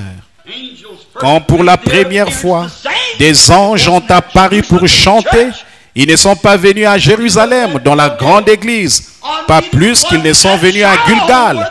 Ils ne sont pas venus à Silo non plus, qui avait été tout ce temps-là le lieu de culte religieux dénominationnel. Mais ils sont venus dans la petite Bethléem, où l'Esprit de Dieu avait agi d'une façon mystérieuse et avait produit quelque chose. C'est là qu'ils sont venus. C'est là que Christ devait venir. C'est là dans cette même petite ville qu'est né un roi, qu'une mère, une vierge allait enfanter son fils premier-né. Dans la petite forteresse fut abrité et logé le roi des rois et le Seigneur des seigneurs. Non seulement Samuel est venu verser l'huile d'onction, mais Dieu l'a répandu sur lui et sur le monde, Christ le Seigneur. Les anges ont proclamé sa venue et ont chanté aux bergers qui, sur le flanc de la colline, avaient suivi David le roi bien des années auparavant. Voyez-vous le mystère de Dieu et combien il est grand? Il est né dans cette importante région où l'on cultivait le blé. Or, le blé fait partie des éléments de base pour le maintien de la vie. Et il était le pain de vie. Je suis le pain de vie. Celui qui mange ma chair et boit mon sang a la vie éternelle et ne mourra jamais ni ne viendra en jugement. Mais il est passé de la mort à la vie. Bethléem, le nom Beth et elle, B-E-T-H, Beth en hébreu signifie maison. Et elle est l'abréviation d'Élohim. Élohim veut dire Dieu. B-T-H, Beth et elle, c'est Élohim, c'est-à-dire Dieu. La maison de Dieu où est déposé le pain de vie. E-L-H-E-M, terminez ces mots et ramenez votre L et votre E. Cela signifie une miche de pain en hébreu et elle aime. Et elle, c'est Dieu. Elohim, B-T-H, c'est pain. Ou B-T-H, c'est maison. Et elle, c'est Elohim abrégé. Et alors, et elle, H-E-M, c'est pain. Qu'était-il? La maison du pain de Dieu. La maison du pain de Dieu. Maison, Beth, Elohim, Dieu. Et elle, H-E-M, pain, la maison du pain de Dieu. Voilà la signification de Bethléem. Où aurait-il pu naître ailleurs que là? Pourtant, c'était caché à tous, excepté à ses prophètes. Il a dit, c'est de Bethléem qu'il sortira. Il regardait à Jérusalem, il cherchait dans tous ces grands silos. Il regardait partout, mais il est venu de Bethléem parce que c'était la maison du pain de vie de Dieu. Il est le grenier de Dieu pour le monde. Et c'est là qu'il est né, à Bethléem. Il ne pouvait naître nulle part ailleurs.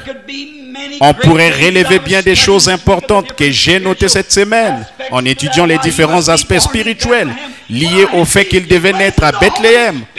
Lorsque j'ai touché ces quelques points, le Saint-Esprit m'a saisi. J'ai dit, oh Dieu, cela suffit, je le vois à présent. Il ne pouvait naître nulle part ailleurs qu'à Bethléem. C'était le lieu de provenance du pain pour la nation. Le pain de toute la maison d'Israël provenait de là. Et lui, il était le pain de vie qui est descendu du ciel. La manne spirituelle. Il devait donc venir de Bethléem. L'endroit où allait faire la queue pour du pain. L'endroit où se trouvait le pain. Bethléem, l'endroit où on faisait le pain. Or Jésus, qui était le pain de vie, a dit, l'homme peut en manger et ne jamais mourir. Un autre événement important que je ne voudrais pas oublier de mentionner, c'est lorsque David a traversé son moment le plus pénible lorsqu'il était en fuite. Il avait déjà été oint. Il savait ce qu'il allait devenir. Il allait devenir roi. Dieu l'avait dit. Et pourtant, on le haïssait. Il se trouvait entre deux grands feux. D'un côté, il avait les Philistins à ses trousses et de l'autre, Saül. Et lui était apatride. Et c'est ainsi que se tient l'Église aujourd'hui, la véritable Église vivante de Dieu. Elle est sans dénomination ou quoi que ce soit d'autre. Elle se tient seule. Mais cependant, l'onction a été répandue sur elle. Elle sait ce qu'elle est. Comment donc cela peut-il arriver avec le diable de part et d'autre s'acharnant contre David? Il s'était réfugié dans des forteresses et dans des cavernes, dans le désert, essayant de se cacher avec une poignée de fidèles guerriers, juste quelques-uns qui croyaient comme lui. Mais ces hommes avaient foi en Dieu que celui-là serait le roi. Ainsi en est-il des croyants aujourd'hui. Ils sont cachés ici et là, mais ils savent qu'il va venir comme roi. Peu importe qui va être président, nous savons qu'il vient. Et cela semble plus loin que jamais, tandis que la science essaie d'avoir le dessus en disant, nous pouvons fabriquer un homme, nous pouvons faire ceci, nous pouvons prendre un lapin, en prendre le pollen et faire un autre lapin, essayant de réfuter la parole de Dieu. Mais il y a un peuple qui croit Dieu et qui tient ferme plus que jamais. Quoi qu'il advienne, il croit Dieu. Dieu a raison. Ils tiennent la main humiliable de Dieu. Au milieu des combats, au milieu des larmes, au milieu de la maladie, de la mort, au milieu de tout, ils tiennent toujours la main humiliable de Dieu. Ils savent qu'il vient bientôt comme roi. Les gens aujourd'hui rient et se moquent d'eux. Ils les traitent de holy roller. Ils les traitent de tout. Mais ces combattants de Dieu restent fidèlement à leur poste. Vous pouvez bien les appeler un groupe de guérison. Vous pouvez bien les appeler une bande de fanatiques ou tout ce que vous voudrez. Ils resteront attachés à ces rois. Ils savent qu'il va accéder au pouvoir. Qu'ils prennent son nom en vain. Qu'ils se moquent, qu'ils rient, qu'ils appellent les gens qu'ils croient en lui des bannis, les rébus. Cela ne les dérange pas le moins du monde. Ils restent fidèlement à leur poste. Ces combattants qui étaient avec David sont restés là à ses côtés. Qu'un Philistin, que n'importe qui se présente, il fallait se battre car il les harcelait de toutes parts. Ce pauvre David tellement troublé à penser, mais comment est-ce possible, Seigneur? Vous savez, les conducteurs traversent parfois des choses que l'Assemblée ignore totalement. Quand vous pensez à des promesses que Dieu a faites, vous vous demandez pourquoi elles ne s'accomplissent pas. Ils n'en parlent pas à leur congrégation, ils n'en parlent pas aux gens qui le côtoient. Mais il y a bien des frustrations dans le cœur d'un vrai conducteur. David était assis là, la gorge lui brûlait. C'était au milieu de l'été. Les Philistins tiraient parti de la division contre David et Saül. Saül cherchait David partout, les Philistins aussi. Et puis les Philistins cherchaient les Israélites. Vous parlez d'un temps de confusion? C'était à peu près comme maintenant. Et David s'est réfugié dans tel petit endroit, tel petit abri, ce qu'il pouvait trouver. Quelques petits lieux forts. Puis il est monté sur la montagne en plein cœur de l'été, sous une chaleur suffocante, sa gorge toute desséchée. Et son cœur rempli de frustration et de crainte, il s'est demandé, oh Dieu, comment est-ce possible? Tu as versé cette huile sur moi, non pas parce que j'en avais décidé ainsi, mais parce que toi tu m'avais choisi. Pourquoi m'as-tu appelé alors que j'étais là-bas en train de garder les brebis, me disant que tu me donneras ceci pour servir ton peuple, et voici que tu m'as conduit au beau milieu de la bagarre. De telles pensées traversaient son cœur. Il s'est assis sur la colline et du haut de la colline, il a regardé les Philistins étaient entrés et avaient placé une garnison à Bethléem, le lieu même de sa demeure. Sa petite ville était donc tombée aux mains de l'ennemi. Et avec elle, la maison de son père, la maison d'Isaïe, était en esclavage sous la coupe des Philistins. Sa propre nation et sa propre église étaient contre lui. D'une partie, il combattait l'ennemi et de l'autre, il combattait les gens de l'église. Non pas qu'il le voulut, mais il y était forcé. Très souvent, nous sommes forcés de faire certaines choses et de dire des choses que nous ne voulons pas dire. Un vrai conducteur spirituel est contraint de le faire. Il doit prendre position et montrer ses couleurs. Je prendrai le chemin avec le petit nombre des méprisés qui suivent le Seigneur, comme l'a dit le compositeur. Il était donc là en cette chaude journée, et sans doute qu'il faisait les 100 pas en regardant en direction de cette longue vallée. Cela faisait environ 40 km aller-retour pour aller jusque-là. De ce côté-là se trouvait la maison de son père, réduite en esclavage par les Philistins. De l'autre côté se trouvait Saül. Et voilà que celui-ci vient se mettre en plein milieu parce qu'il avait pris position. Quel moment terrible! Israël était complètement divisé. L'église était divisée en différentes dénominations, si je peux l'exprimer ainsi. Et voici David qui s'est tenu de ce côté-ci, ne sachant que faire. Et cependant, sachant que sur lui reposait l'onction. Il savait que l'onction était là. Il savait que David allait être roi. Alléluia. Nous savons qu'il va être roi. Peu importe qui va être président, je sais qu'il va être roi. Il sera roi. Et je sais qu'il n'est pas facile de prendre position. Mais oh Dieu, aide-moi à fermer mes yeux aux dénominations et à tout le reste. Et à fixer mon regard sur ce que je vois là-bas dans le spirituel. Il est le roi qui vient. C'est lui que je servirai. S'il me faut mourir, alors laissez-moi mourir. Si cela m'écoute ma famille, mes bien-aimés, ma dénomination, si cela m'écoute tout ce que j'ai, laissez-moi le servir. Je resterai avec lui. Voilà les combattants de Dieu, tels que ceux qui étaient avec David. Ils marchaient la main constamment sur leur épée. C'est ainsi que les combattants de Dieu marchent. Ils sont prêts. L'ennemi dit, il te faut prendre un petit verre si tu veux vivre en société. Je ne toucherai pas à vos choses impures. Amen. Voilà l'ennemi et voilà le combattant. Mais ne vas-tu pas renoncer à toutes ces balivernes de Holy Roller que tu crois? Je crois Dieu, je resterai fidèle. Voilà, voilà les combattants. Oh, tu veux dire, mais la guérison divine n'existe pas. C'est ce que tu penses. Mais moi, je sais à quoi m'en tenir. Le baptême du Saint-Esprit n'existe pas. Ces jours-là appartiennent au passé. C'est ce que tu penses, mais je l'ai déjà reçu. Tu arrives simplement un peu trop tard pour m'en parler. Il savait que l'onction reposait sur ce jeune homme au teint coloré. Il savait qu'il allait être roi. Mais David, dans son esprit, était frustré. Je pense imaginer cela, observant-le une minute. Il se rend là et s'assoit, et de là-haut, il regarde pensant, ma ville bien-aimée, ma Bethléem, regardez-là. L'endroit où les grandes choses de Dieu sont arrivées, le père du père du père de mon père y est né. Mon arrière-grand-mère a dit au moment de la naissance de Judas, de la tribu duquel je fais partie, que de là-bas se trouvait quelque chose de surnaturel. Elle a prononcé le nom de l'endroit. Et c'est à cet endroit précis que Josué a placé ce fils. Et à partir de là, toutes les choses sont arrivées. Cela doit s'accomplir. J'étais berger quand tu as versé de l'huile sur ma tête. Tu as dit que je serai roi. Je te crois. Amen. Puis il regarde là en bas de nouveau et songe. Et bien tout là-bas dans ma petite ville où je suis né, ce petit groupe auquel j'appartenais, c'était le bon vieux temps. Les méthodistes auraient davantage à faire un retour en arrière à leur bon vieux temps, lorsqu'ils étaient un peu nombreux et se réunissaient dans des petites écoles ici en Amérique et qu'ils tombaient sous la puissance de Dieu et se jetaient de l'eau sur le visage. Et vous les baptistes, ferez mieux de vous rappeler d'où vous êtes venus, les autres aussi. Vous les pentecôtistes, souvenez-vous donc d'où vous êtes venus, c'est vrai. Voici que dans le feu du combat, David se met à penser. Oh, je me rappelle ces nuits où je couchais là-bas sur le flanc de la colline. Je me rappelle lorsque j'observais les étoiles se déplacer dans le firmament et que Dieu parlait à mon cœur de petit garçon.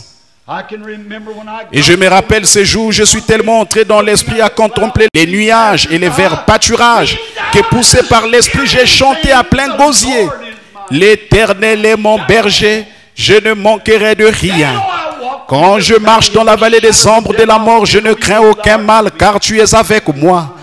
Oh là là, et voici qu'il était précisément dans les griffes de la mort à ce moment-là.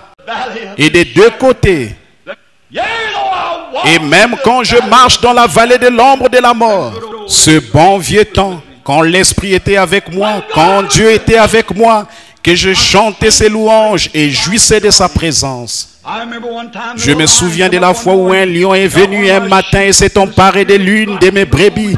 L'Esprit de Dieu est venu sur moi et alors j'ai couru après lui, je l'ai saisi et l'ai coupé en morceaux. Je me souviens de cette délivrance. Oh, je me rappelle le soir où juste avant le coucher du soleil, un ours est venu et s'est emparé de l'une des brebis et je l'ai tué. C'est grande délivrance.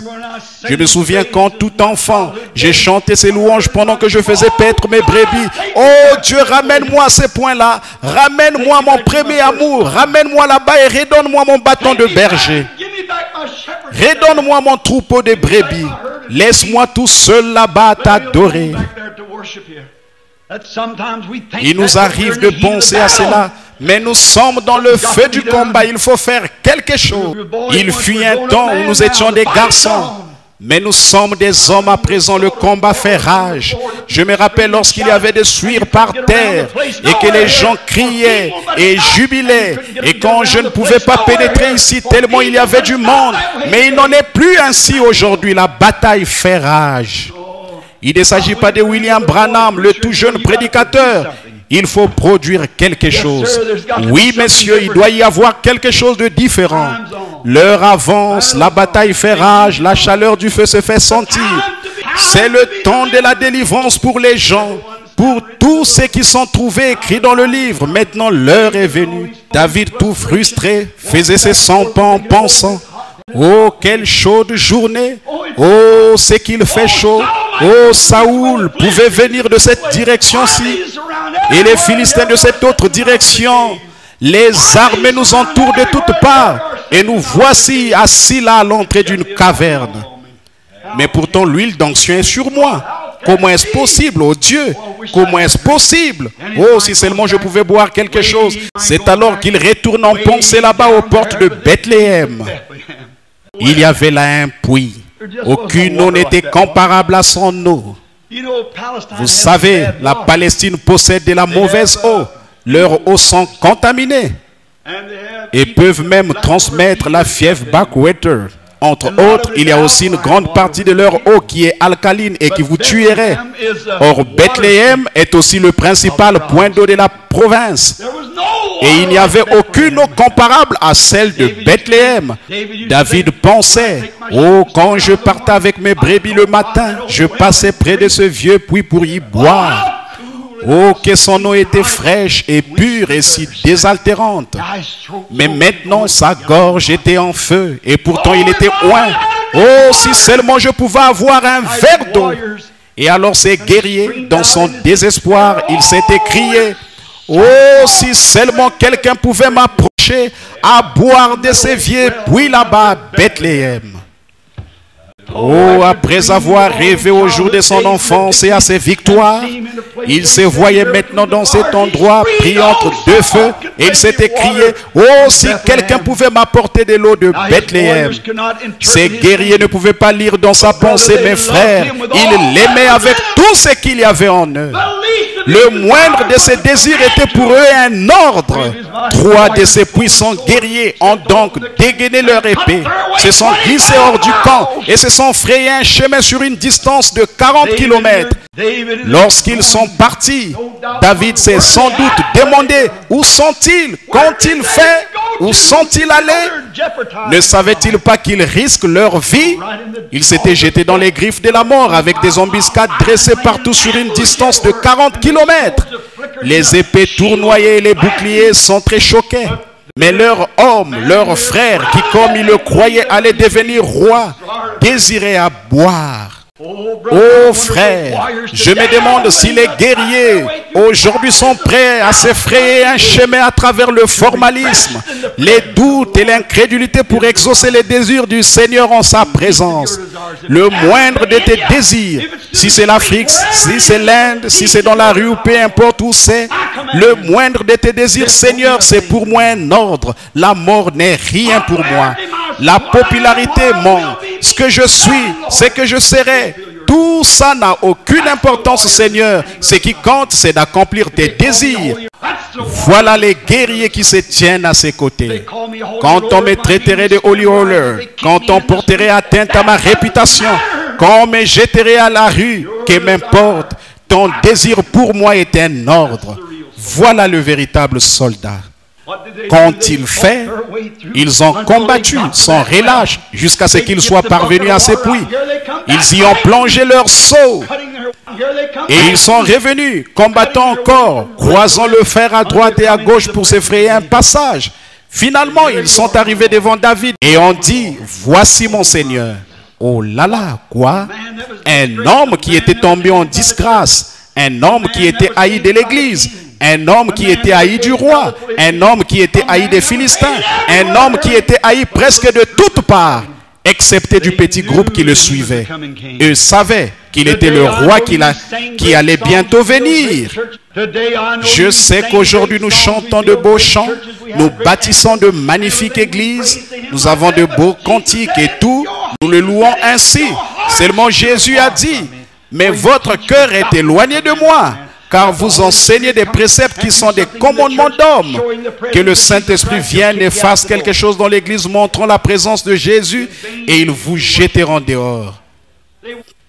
C'est en vain que vous m'honorez. Ils adorent, mais c'est en vain que vous le faites, en enseignant comme doctrine des traditions d'hommes. Mais il y a des combattants qui croient en lui. Il y a des combattants qui se tiennent à ses côtés avec une compréhension spirituelle. Comme il y en avait là-bas dans la petite Bethléem, assurément.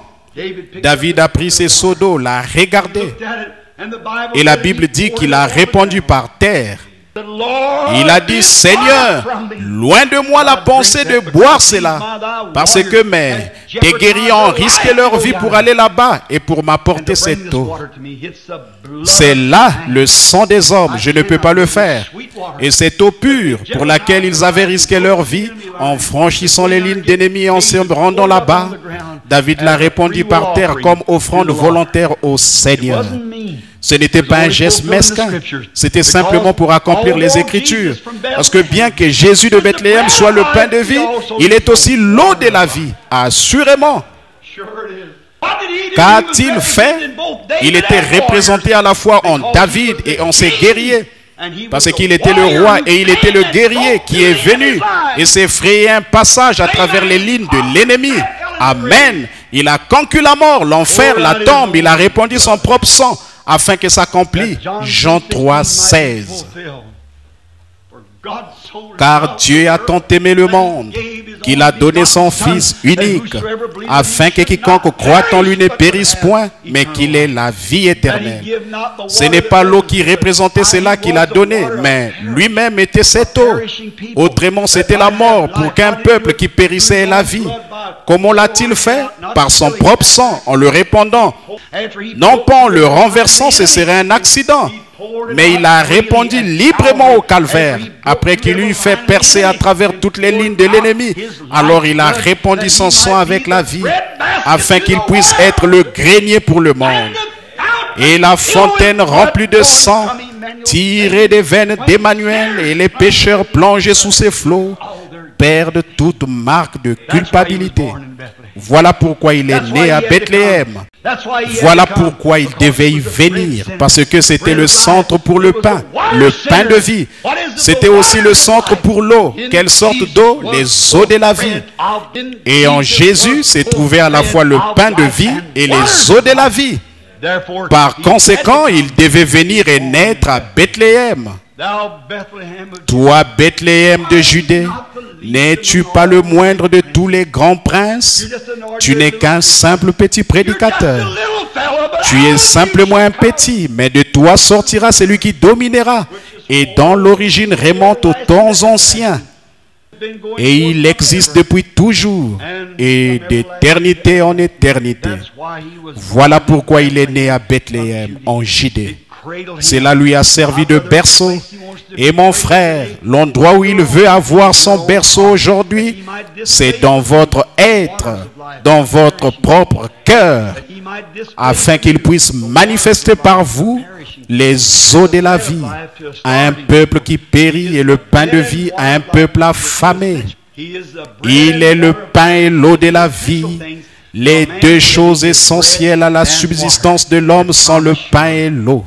Sa promesse est certaine. Inclinons nos têtes un instant. Je désire maintenant avoir toute votre attention.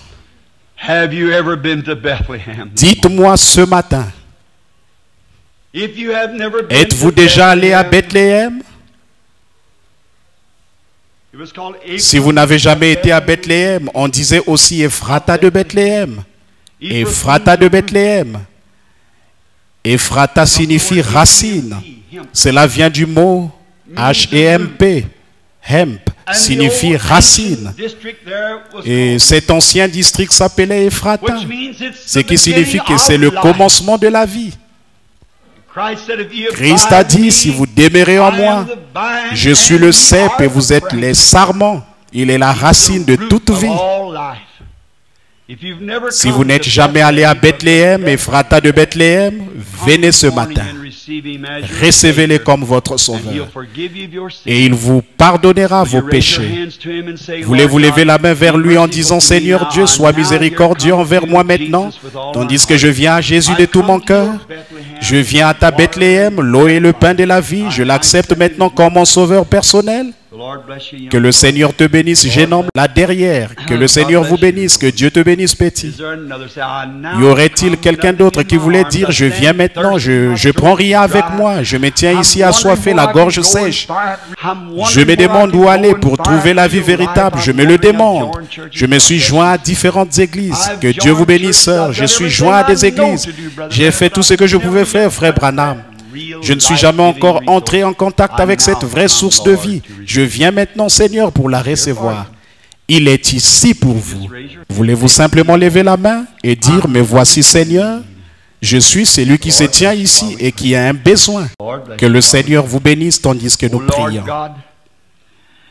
Oh Seigneur Dieu, ce petit message entrecoupé, apporté à partir des Écritures, présentant les différents symboles que tu y as placés, peut-être sont-ils cachés aux yeux des sages et des intelligents, pour être révélés aux enfants lesquels sont disposés à apprendre. Cela montrait la petite Bethléem, la moindre de toutes. Comment le prophète a-t-il dit cela? N'es-tu pas la moindre entre les principales villes? Mais Dieu a trouvé bon de faire sortir de ce petit endroit insignifiant le chef d'Israël. Seigneur Dieu, d'un petit groupe de gens qui sont lavés par le cordon de fil cramoisi du sang du Seigneur Jésus, tu feras sortir à travers ce groupe, Seigneur, quelque part dans ce monde, Christ nouveau, qui pétera toutes les nations avec une verge de fer. Je te prie, Père divin, d'être miséricordieux envers chacun d'entre nous qui sommes présents maintenant.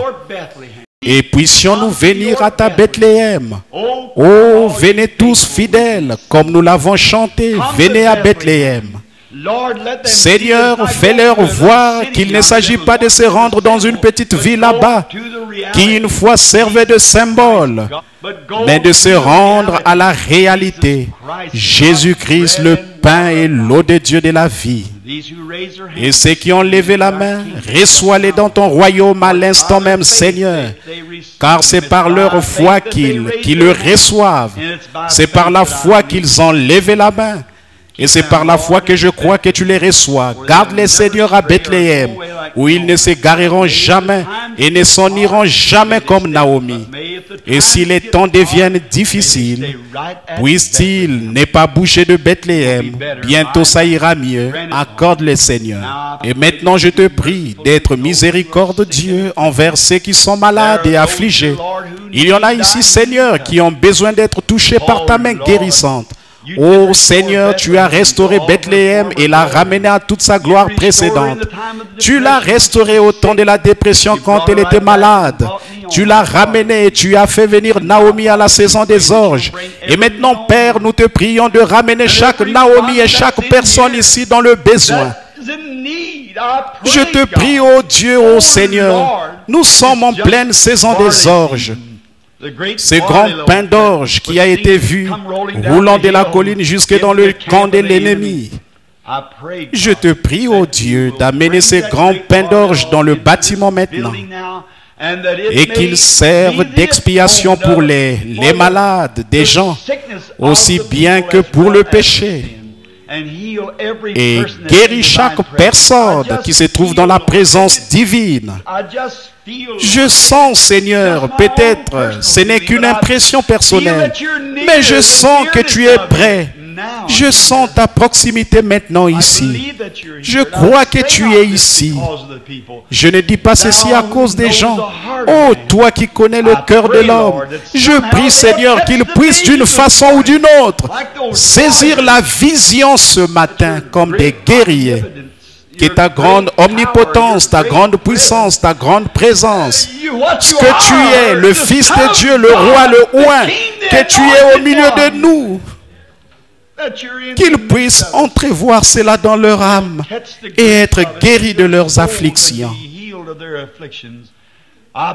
Je prononce cette prière en leur faveur dans le nom de Jésus-Christ, ton Fils.